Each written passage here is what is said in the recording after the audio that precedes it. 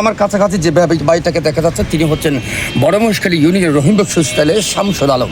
5টা বছর তিনি সৌদি আরব ছিলেন, খুব কষ্ট করে সেখানে কাজ করেছিলেন।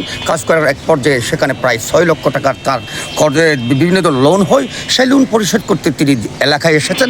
এলাকায় এসে কষ্টবিষ্ট করে তিনি 1,20,000 টাকার একটি মিশুক গাড়ি সমিতির কাছ থেকে ক্রয় করেন। 6 মাস তিনি কক্সবাজারে সেই গাড়িটা ঠিকঠাকভাবে চালিয়েছিলেন। কিন্তু অতীব দুঃখের বিষয়, সে 24/4 বিকাল 4 ঘটিকার সময় শামসুল আলমকে সে চিহ্নিত এক চড়াই তিনি সৌকৌশলে কক্সবাজার বাহাছাড়া জলিলের দোকানের সামনে নেবে বলে তার গাড়িটা ভাড়া নেয়। কিন্তু সেখানে যাওয়ার পর চোর চক্র সৌকৌশলে শামসুল আলমকে বেকুব বানিয়ে তাকে একটি নির্দিষ্ট জায়গায় রেখে তার গাড়িটি নিয়ে একেবারে চিরতরে বিদায় হয়ে চলে যায়। দর্শক, সে থেকে শামসুল আলম রাস্তা ঘুরার পর ঠিক এর পরের দিন 25 তারিখ অজ্ঞাতনামা নামে কক্সবাজার থানায় একটি সাধারণ জিডি করেছিলেন। জিডি করার পর তিনি আমাদেরকে খোঁজখবর নিয়েছেন। আমার কাছে আসার পর তার ভিডিওখান আমার পেজ থেকে প্রচার করার জন্য অনুরোধ করেছেন। তাই আমি সেই বাইকটাকে পেয়েছি। আসলে ওর নাম তো শামসুল আলম দীর্ঘদিন সৌদি আরব আসছিলেন, ওমানত আসছিলেন। এর তো হষ্টপিষ্ট করে প্রায় 6 লাখ টাকার মতন একটা হজম পরিশোধ করি পেলাম দেশত এবার ফোর আবার সাপলা ফোর দিয়ে একটা সম্মতি আছে ইয়ানতন সরমেশকালী সম্মতি আছে দিয়ানতন 1,20,000 টাকা দামে অনসম্মতি তুমি মিশুক গাড়িয়ান লইলেন।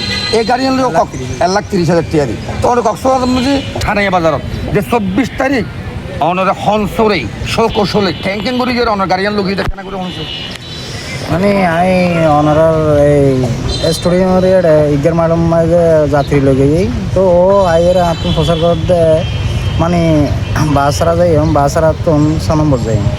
তো এরপরে আয় তাহলে দরদারা গিয়ে মানে 60 টাকা দিই।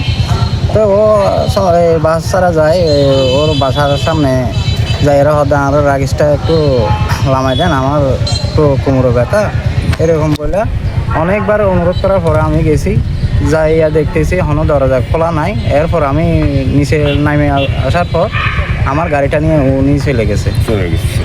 তলিয়ার 14 নম্বর 25 তারিখে কক্সবাজার থানা মধ্যে জিডি করার পর আজ প্রায় 2 দিন হয়ে অনেক জায়গায় খোঁজাখুঁজি করছি, এরপরেও পাই নাই। শুক্রবার, শনিবার, রবিবার অর্থাৎ 2 দিন অতিবাহিত গিয়ে এ পর্যন্ত ওনার গাড়ি হনের সন্ধান না হয়। সিসিটিভি ফুটেজ তো স্পষ্ট দেখা যায়। আচ্ছা, আমার বাড়িও তো খুব বড় মহেশখালী মানুয়ারও সেট অনেক তো কক্সবাজার গাড়ি চলো। এই যে মহেশখালী প্রায় পয়েন্ট সাইনটা এখন কক্সবাজার মধ্যে টুরিস্টে ভাড়া মারি বেলা যা গেছে অনরা গেল করছে। এই যে মানুষের গাড়িয়ান চুরি হয়ে গেল এখন এই মানুষের কীভাবে গাড়িয়ান বলতে কেনা করে সংসার ও 25 তারিখে শুক্রবার জুমার পরে ও গাড়িয়ান 3টার দিকে নিয়ে লাগি বাইর 24 তারিখে বাইর করে ও